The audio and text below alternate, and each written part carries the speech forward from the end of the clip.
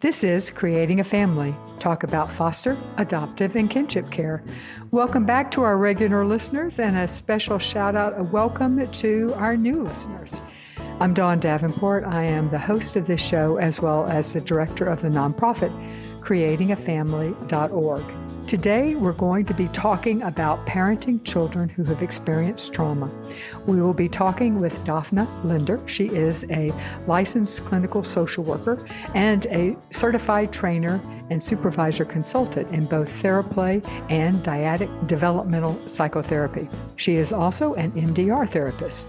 She is the author of 2 books, 1, Theraplay, The Practitioner's Guide, and 2, Integrative Attachment Family Therapy, a clinical guide to heal and strengthen the parent-child relationship.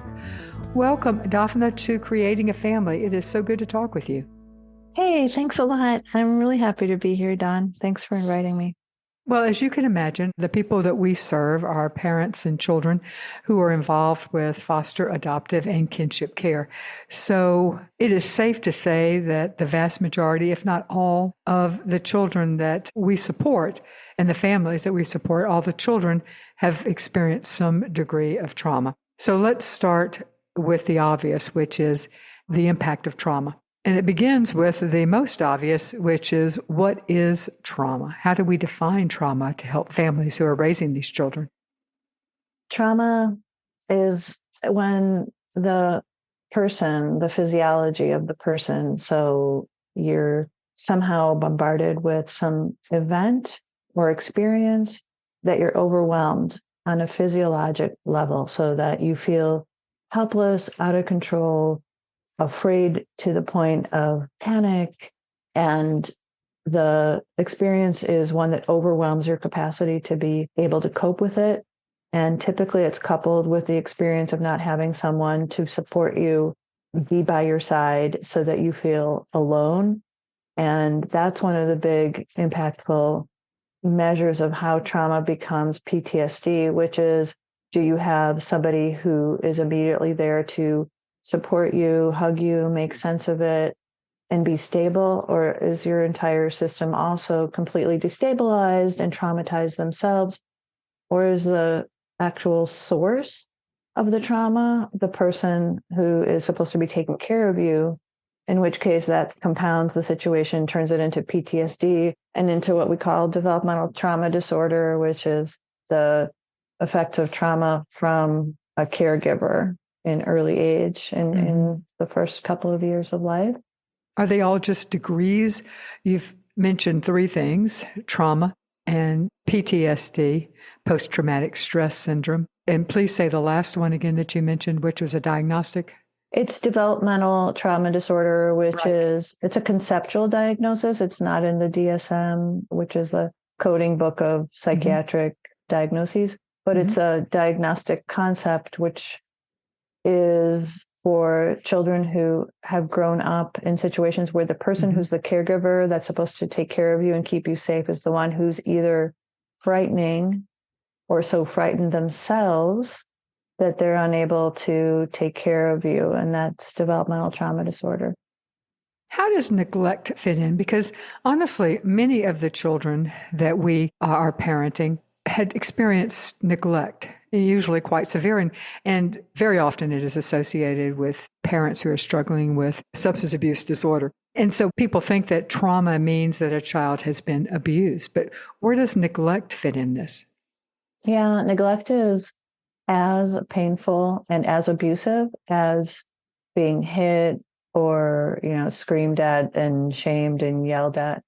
And the reason is physiologically, the body doesn't have any way to distinguish between being hit or smacked and being left in your crib with a painful diaper rash or being hungry or cold or in pain and being ignored. So physiologically, it is an overwhelming experience that is extremely dysregulating and frightening. And the feeling of being left with that and being ignored is exceedingly painful. It's traumatic. It is a form of trauma. Yeah, for sure. Absolutely. If I need to shout out, to anybody to underscore that, if there anybody listening who's thinking, oh, well, she was just her mom loved her a lot, but she was just, preoccupied. So she couldn't take care of her, but she was loved. Sadly, that doesn't cut it as a exception to the rule of what is trauma. Right. And I think that, people want to believe that it does because the physical abuse seems worse. Neither are good. So how does trauma impact, or does trauma physically impact the brain of a child? Yeah, you can absolutely equate it with a traumatic brain injury, as you would if you had been struck in the head or something like that. It's not as an acute blow, but it is the equivalent of having like a little injuries, insults to the brain. There's usually a combination in abuse and neglect situations. There's usually a combination of smaller and more sort of quiet types of injuries. For example, being yelled at harshly or not getting picked up and changed when you're in the crib, or hearing your parents argue and being frightened by that. That's actually small injuries, but they're chronic in the sense that they happen frequently and they add up and make an impact. The brain and the body is constricted. It's the hormones in the brain, the stress hormones shrink the brain and cause it not to develop and make the neural connections for learning.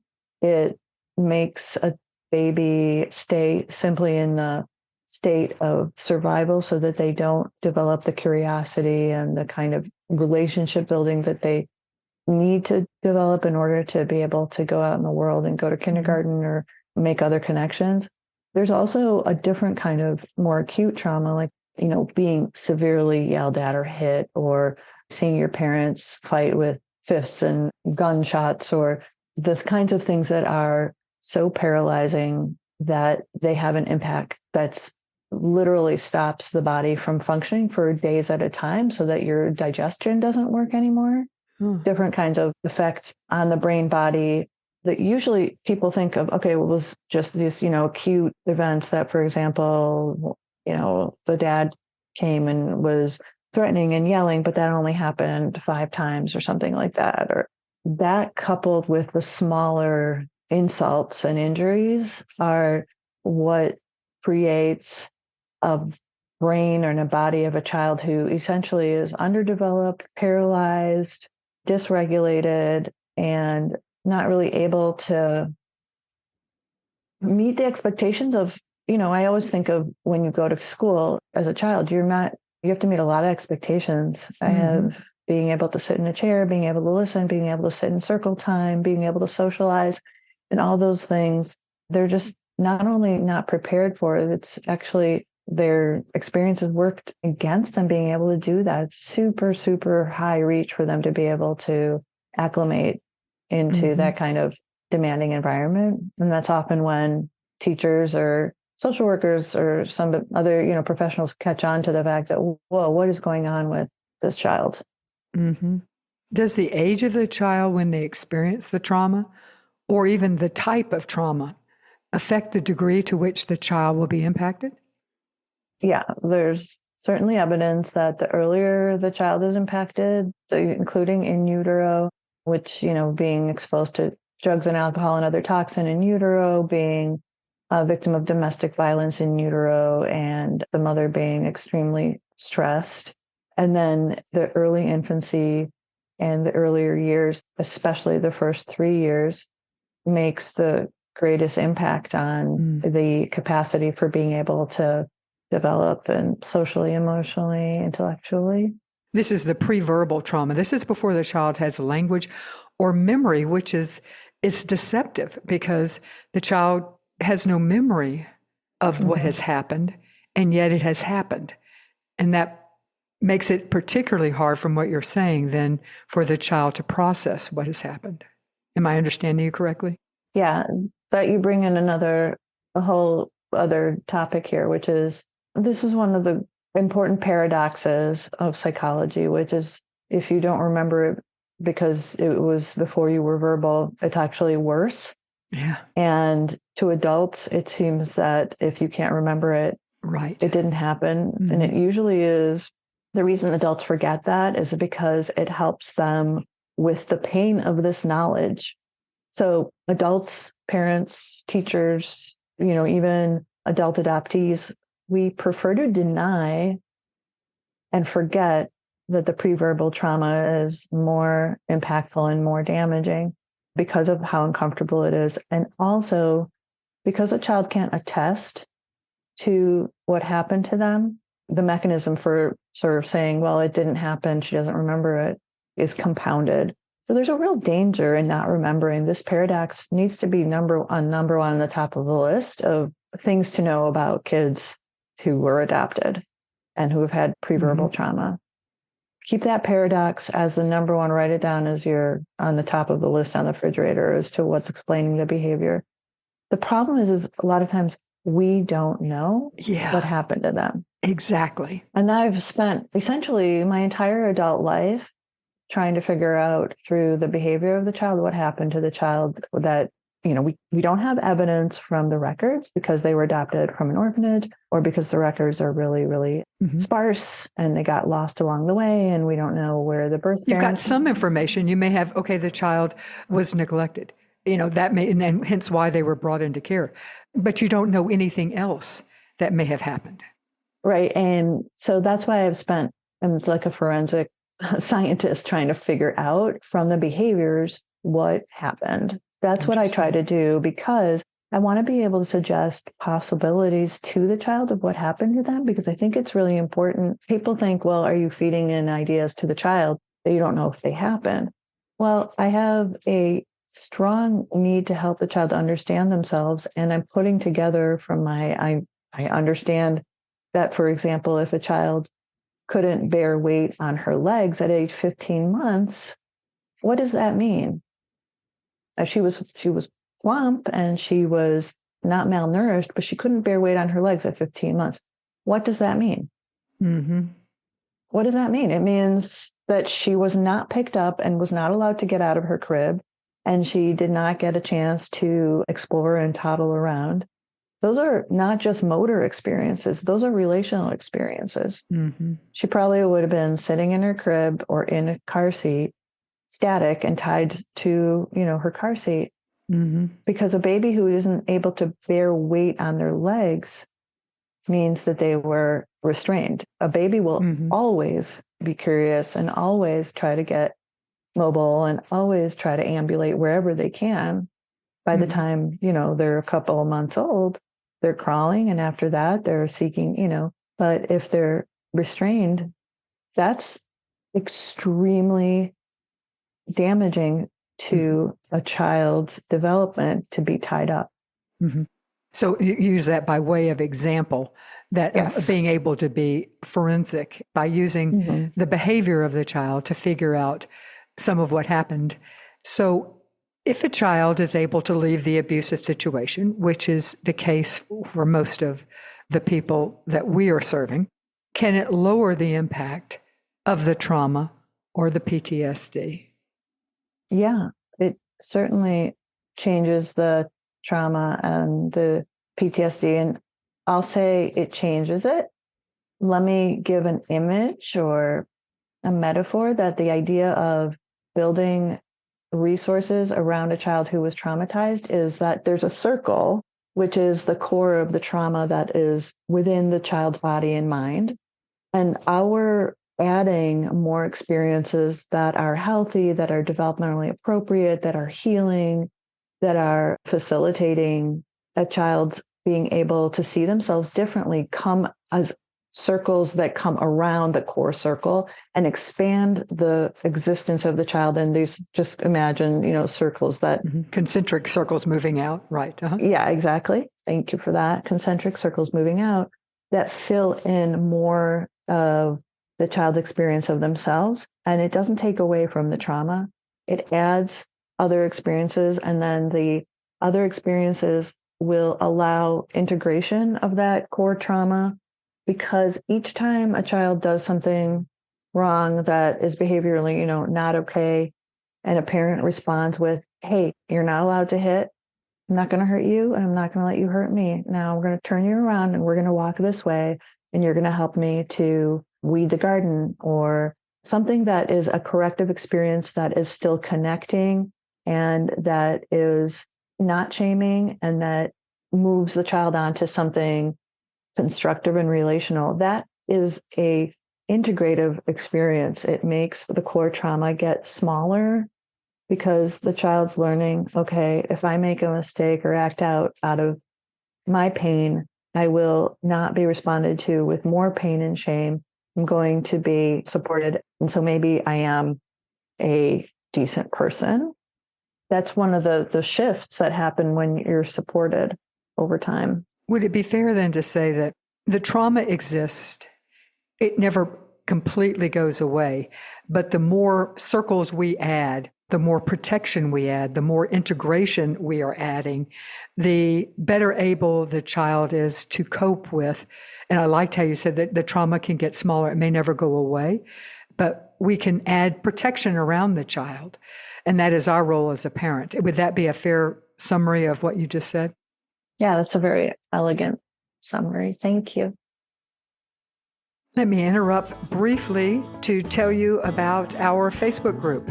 Creating a Family has an online support group. It is a closed Facebook group. It is a tremendous place to find support, ask questions, and talk with others who are parenting kids who've experienced trauma. You can check out and join that group by going to facebook.com/groups/creatingafamily. All right, let's now move to talk about how best to parent a child who has experienced trauma, because that's where the rubber meets the road. We know we can understand trauma, and I do think that's important as a basis, but it really is just the basis. So right now I want to talk about how best to parent a child who has experienced trauma in general. And then I want to move to the latter part of our discussion today to talk about how to discipline a child who has experienced trauma, which some parents would say that's where the real rubber meets the road. But let's talk now about just in general. What is a typical behavior for a child who has experienced trauma? And I realize by saying that there is no universal, but we can cluster things. We can see some typical things to expect, behaviors to expect, because our children often can't express their emotions, or they do express their emotions through behavior. So when you talked about being a forensic scientist, in a way, that's what you're saying. We're using their behaviors to tell us what their feeling and their emotions are. So what are some of the behaviors we might look for? Before I answer that, I want to go back and say that when we talk about trauma from a developmental perspective, we're talking about that the one who's supposed to keep the child safe and comfort them is the one who is scaring them or is scared themselves and unable to protect them. And so that is attachment trauma. And attachment here is the relationship that a baby has with their parent, where they're bonded to the parent in a special way, that they seek the parent out to get their needs met and get that sense of self and that sense of connection. And that parent is the one who is not protecting them or is frightening. And I can't talk about behaviors without talking about attachment trauma or attachment injuries, because that's the most important kind of trauma, is attachment trauma. So having said that, some of the common behaviors, one cluster is a child who is hyperactive and silly and quote unquote doesn't listen. So very distractible, make tons of, noises and go off topic and be really annoying. And then also switch to being withdrawn or like they're not listening. They might be more still and quiet, and yet they're not connected. And you're constantly not knowing how to match them, because do they want to be energetic and do they want you to jump around with them? Or do they want to be left alone? And it feels like everything you do, there's a 50-50 chance you're going to get it wrong because they're so dysregulated and they go from that hyperactive to withdrawn. Okay. And that's like very distinct dysregulatory pattern that comes exactly from what I was talking about, that early abuse and neglect of the trauma. And then there are children, and this is not, some of the children have all of these symptoms. This isn't discrete categories. Another phenomenon is a child who is superficially really sweet and particularly cooperative outside of the home and may be able to charm teachers and that kind of behavior is a great strategy for outside, but the relationships remain superficial so that the child really isn't able to have good friends because the child is actually very controlling, especially to the people who are closest to them, like their parents. It feels like the child is always controlling the situation, saying like the opposite of what the parent said is, even if you say like, bring me that blue ball, and the kid will say, that's not blue. So it's like crazy making, and will essentially give many signals of rejection to the parent. For example, we'll say, I want, grilled cheese. And then you make them grilled cheese and they say it's too burnt. So you make them another one and then it's too soggy. And then the child is fussing and actually crying and saying that they don't like their food. And they somehow make it seem like the parent is the one to blame. And when the other parent comes in the room, the child runs to the second parent and hugs them and says, mommy didn't make me the grilled cheese the way I want it. And it feels really manipulative and like you can't satisfy their need. You understand that they have a need, they're hungry, but they won't let you satisfy it. And so you as a parent are left feeling like, I am so tense, so stressed, so dissatisfied with myself because all I want to do is connect and give this child what she needs. But she's constantly telling me I'm not good enough and I'm doing it wrong. That's a very hard behavior because it can be really subtle and other people on the outside don't see it. And it is, you say crazy making. It is. And it's also because what you're really seeking is, as the parent, you're seeking to connect. And it's hard not to take it personally when a child, what it feels like, won't let you attach. That is from the parent feeling, even though that may not well be what's happening. And is it because our children are using the template that they've had with their earliest caregivers? Yeah, that's exactly right, Dawn. And trying to reapply that or what has worked for them in the past. That's exactly why those first 3 years are so impactful.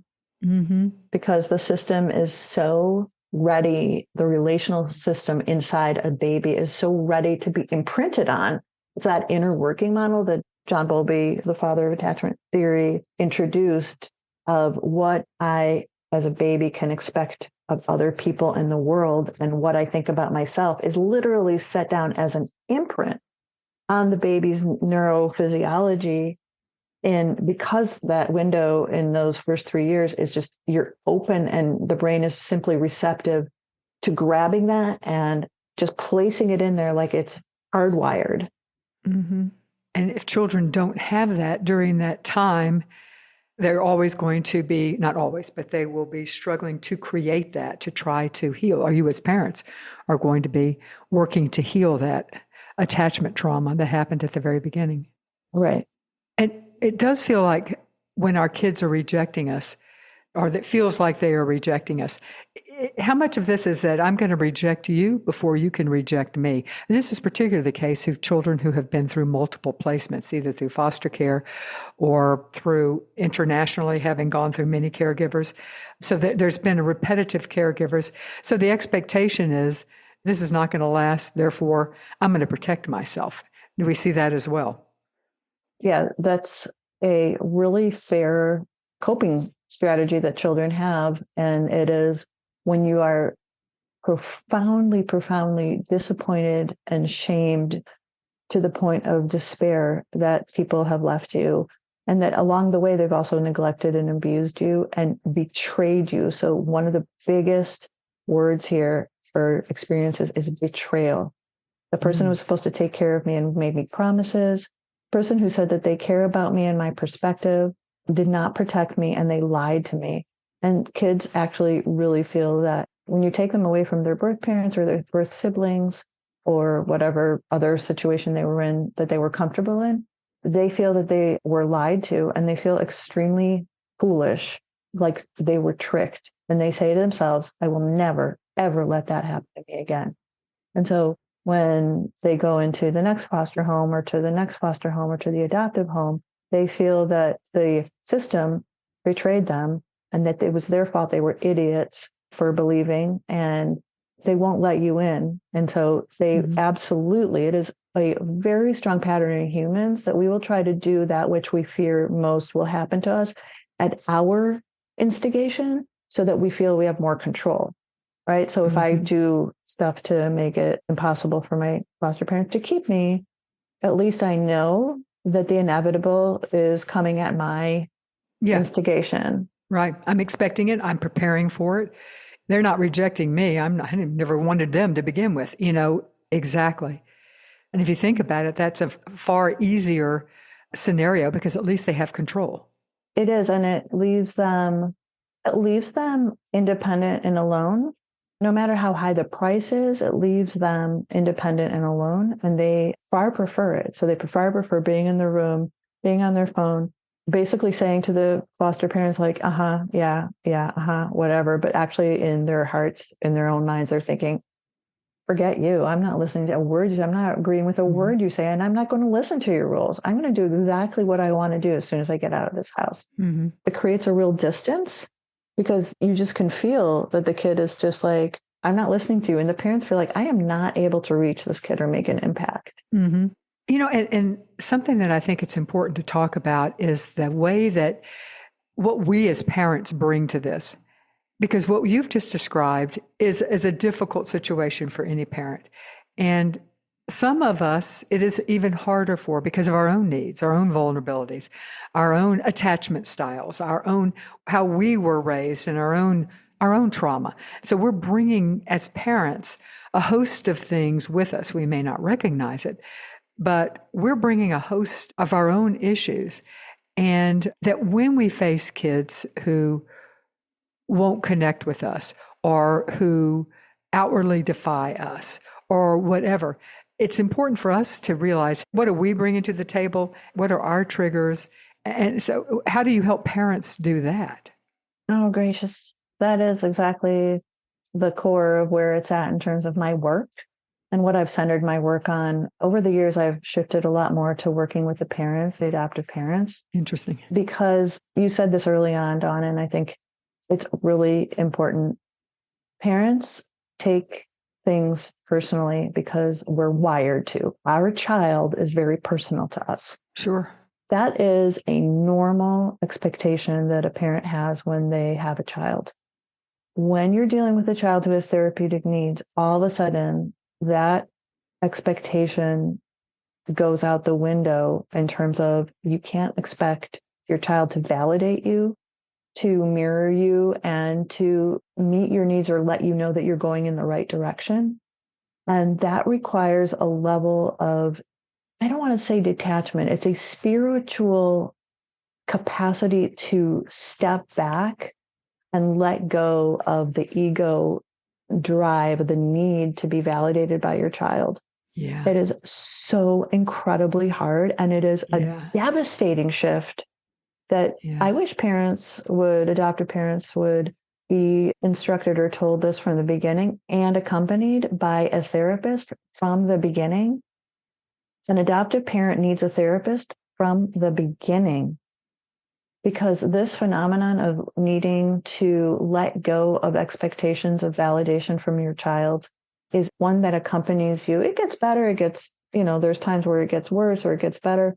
But the need to be able to detach from your child and be able to say, I am validating myself. I'm doing this because I chose to. And there's value in what I do, regardless of what he's giving back to me, is something that is a position you have to come back to over and over again. And it's a spiritual practice. It's very hard. Yeah, it is, but so important. So now let's talk about some practicalities here. So how do we help our kids attach? How do we help our kids heal? What are some things or tips, techniques that you could give to parents that they would? Now we're going to talk discipline in a minute. So let's keep discipline a little separate here, even though, of course, that's part and parcel to parenting. But what are some ways that parents, one tip you just gave that is so important, and that is try to separate your own value from the way your kids behave and respond to you. Boy, that's an important one. And let's put it number one. Yeah, let's put it number one. And because managing and raising children is a two-person job. It is a two-way street. And again, I'm using sort of a visual metaphor, but it's really a two-way street. And you're coming with your stuff and your child is coming with their stuff.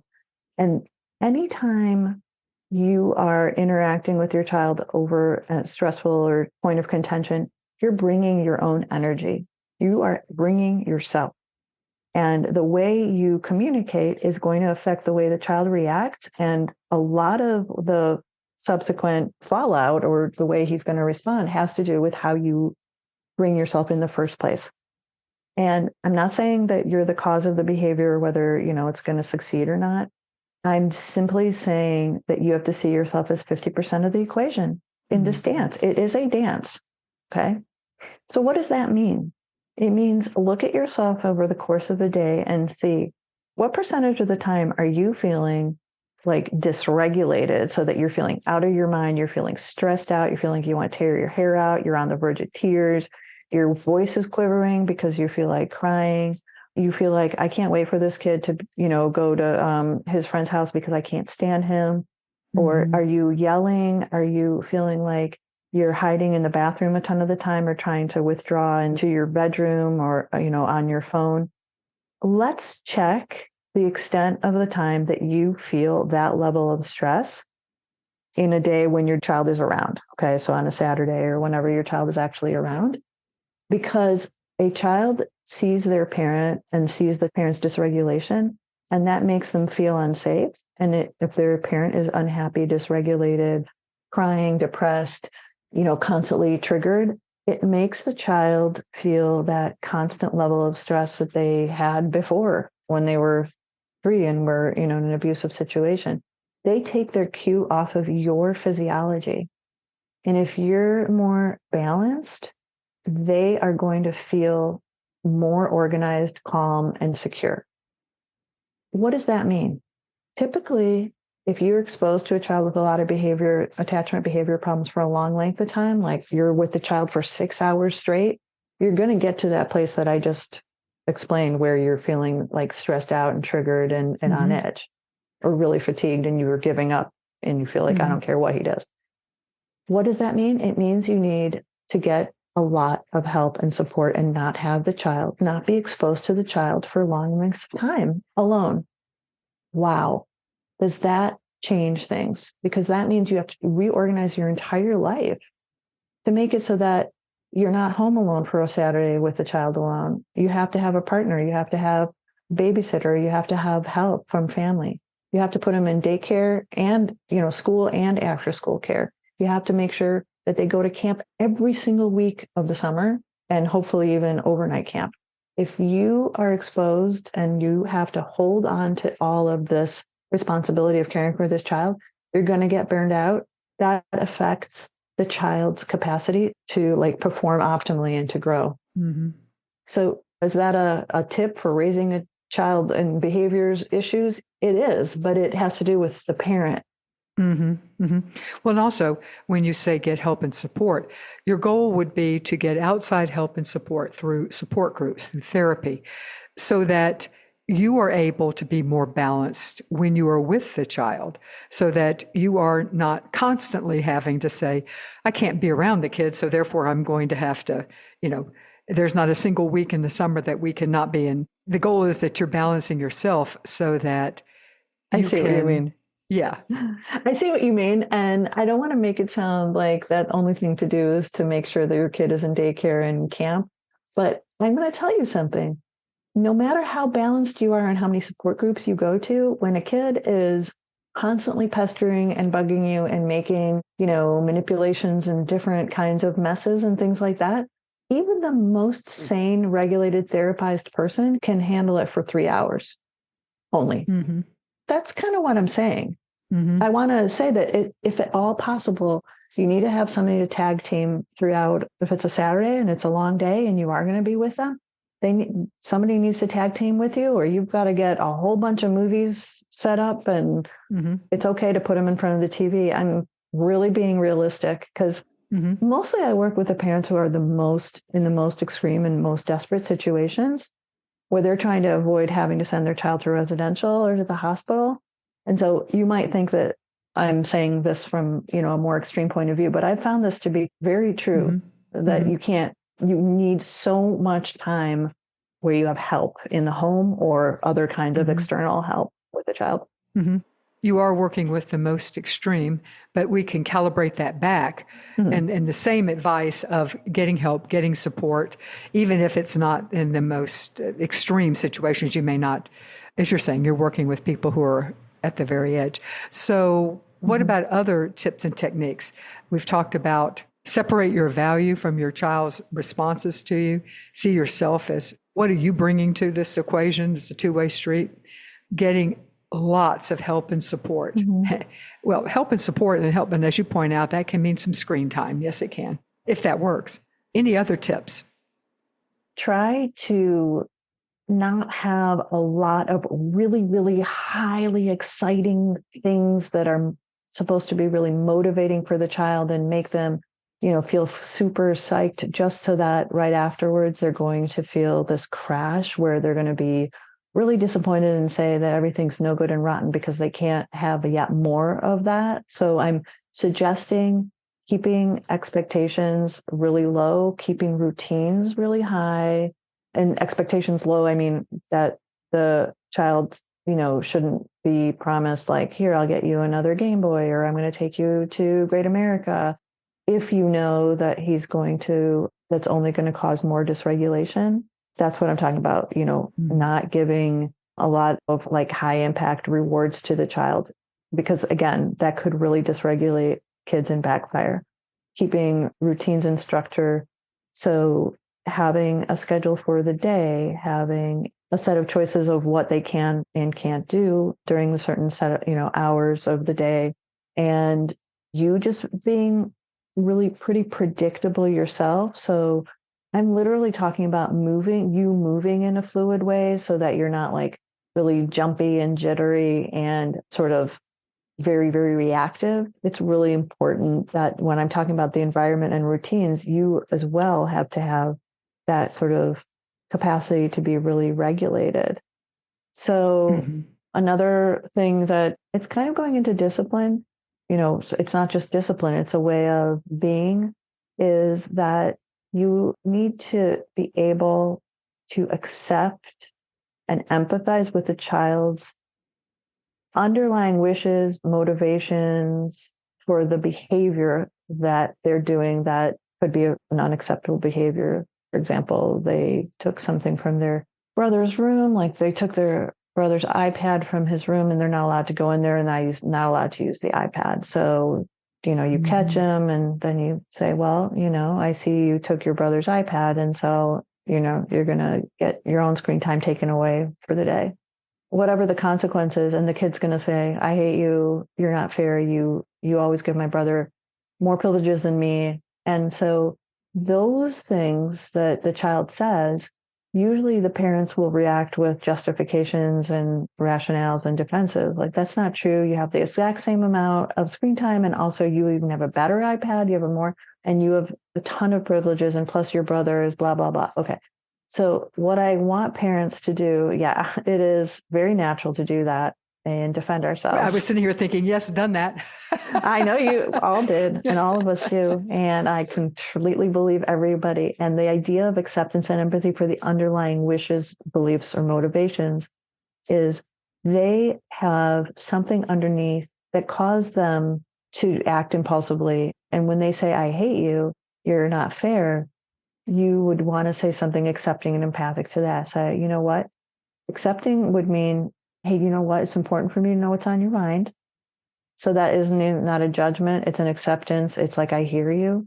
And an empathic statement would be, if you feel like I like your brother more and that I'm unfair, I could sure understand why you would be mad at me. And that makes sense. Now, I know parents think, okay, well, what's that going to help? It is going to help. The kid might say, stop talking to me. Shut up. I don't believe you. It's important that you say an accepting statement and an empathic statement, because you're showing them, I hear you. And I don't think that your like really extreme statement and language there is because you're a bad kid, like you're rotten and you're evil. I hear you. And I understand from your point of view what's going on, and that it's got to be yucky. And then the next thing I would then do is offer to, say, when you're ready or feeling better, well, do you want to come and help me make the salad? Because you're really good at cutting cucumbers. And then I want you to turn on your heel and walk towards the kitchen and go make salad. And I want you to keep sort of reinforcing him saying, you're not fair. I hate you. You. So it doesn't mean you don't give a consequence. If the consequence that you set out previously in your house was that if you abuse your screen privileges, you get your screen privilege taken away for that day, and taking your brother's iPad is abusing your screen privileges, then you take it away for that day. And then you say, and you could try again tomorrow. And that's all there is to it. Mm-hmm. Don't get caught up into their arguments. And so what you're also saying is consistency, which you said earlier, which is parents need to be predictable and consistent.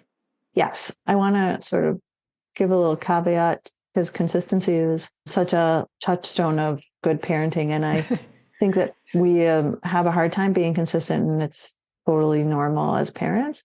And I think the reason we have a hard time being consistent is because the behaviors the children do, on one day, they might feel like the consequence should be X, and on the other day, the same behavior feels like it should be Y. And I actually think that that's true, because if a child is acting totally crazy and not listening, but he's had a really long day and he's been in school and in aftercare and his brain is fried, if he throws something at me, I'm not going to discipline him for that.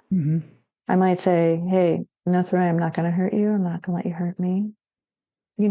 But maybe if he is throwing something and he did it on purpose on a Saturday and he's perfectly calm and he just threw it at his sister because he just decided to be mean to her, then maybe that does deserve a consequence. So do you see that consistency actually should, the same behavior does not always get the same consequence, because we have to understand the context of the child's physiology and their mental state and the context. Yeah, that does make sense. I want to pause here briefly to tell you about a really wonderful resource that Creating a Family has. It is a prenatal substance exposure workshop for parents. It is a 3-session interactive facilitated workshop to help parents whose children have experienced the prenatal trauma of exposure to alcohol and drugs. It's one of the things I am most proud of that we have developed. You can get more information at bit.ly/prenatal-exposure-training. That's bit.ly/prenatal-exposure-training. All right, let's now move to how to discipline a child who has experienced trauma. This may be one of the top questions we get, and it's hard because we recognize, as you have just said, that the behaviors are often an expression of the trauma they have experienced.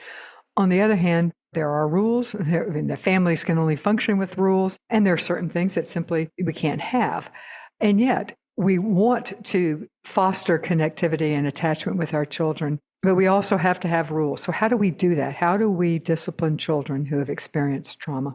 I really want to say that there's as many ways to discipline a child who has trauma as there are parents and children. And the more I've worked, the more I understand that. So it's so general that people might feel like, oh yeah, I already did that and it didn't work, or this won't work. So I always hesitate. I work with parents very specifically on what, is going on with them and their needs. But I think one of the big principles is you have to see behaviors as a developmental issue and not a moral issue. Let's start with that. So if a child was lying and stealing, I want people to not say something like, you know what, I can't trust you and you're lying to me, so I'm not going to be able to trust you for the next time you want to go over to your friend's house by yourself on your bike. That makes it into a moral issue, using like you're lying and I can't trust you. I would see it as a developmental issue all the time and say, you know what, I let you go on your bike to your friend's house and you ended up at the park instead and didn't call like we agreed, which means that next time I'm going to drive you over to your friend's house, or I'll ride with you, because you're not ready for that privilege, and we'll try again in 2 weeks. That is a different message than I can't trust you. If the child is taking your money from your purse, something like, it feels like a huge violation. The biggest thing is, first of all, you need to protect yourself. So you need to get all your stuff and put it in a place where they can't reach it to the extent possible. You need to also know that you're living with somebody who's got major boundary problems. And so you're going to be angry, and you need a place to be able to talk about that so you can regulate yourself. If you think your child stole the money, you don't say, hey, I was wondering, like, missing out on $20 and I found it in your room. So did you take it? Don't set them up to lie. You usually know if it's them. They're going to say, no, I didn't. And then you say, well, you know what? I know it's you. And so you're setting them up to lie and be in trouble for stealing the money. You just say, you took my money without my permission, and now you're going to have to give it to me from your piggy bank, or you're going to have to do work for me to make it up to me, or I won't be giving you money to go, to buy the Game Boy. But the idea is I didn't use you're a thief, you're a liar, I can't trust you. I think people commonly say, actually, he does know the difference, and it is a moral issue because he is 15. And so pretty soon he's going to be 18, going to be out on the streets, and he's going to get trouble by the law and going to get thrown in jail, and, he could get killed. I got it. Mm-hmm. And this comes to a place that I touched upon before, which is, as a parent, you're scared. You want to have a sense of that you're protecting your child. You also feel like you need to be in control, and that the police is going to come and talk to you if your kid is doing bad things. You're the one who's going to get, called into the principal's office or whatever. Ultimately, we cannot control our child. Mm-hmm. And I want that to sink in. That's why I was quiet for a moment, because if your kid is going to steal from you or run out in the middle of the night, you can lock up everything you have into a safe. You can put locks on the doors and those kinds of things. But if they want to, they're going to go out the door and find a way to steal. Okay.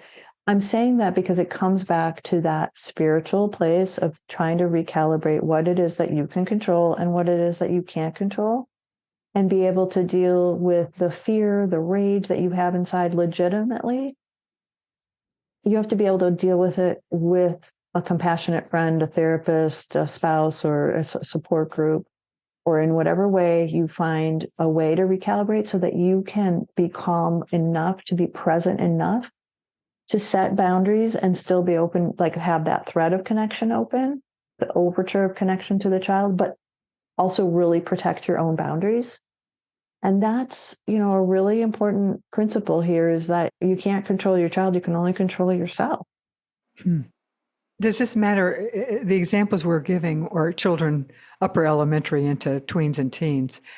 Do things change when we're talking about a 4-year-old or a 3-year-old or a 5-year-old, Of course, you can control your child a lot easier if you can pick them up.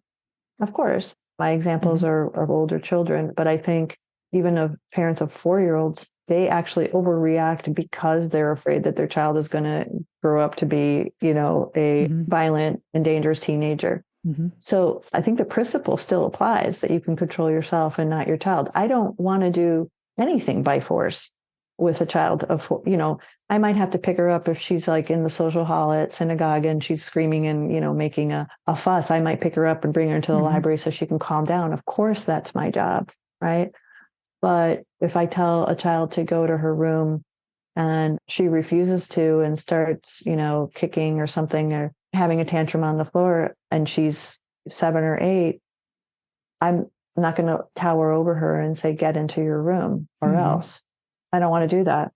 What are your feelings about timeout and the standard parenting approach? It's kind of a bad rap, I have to say. A lot of kids with attachment issues just cannot, at the time that they're feeling so rotten, horrible, rageful, and dysregulated, they don't want their parent in the room. And their parent's presence is actually really bothersome to them. So I don't love timeouts like, okay, go to your room and you stay there for 7 minutes until you think about and calm down.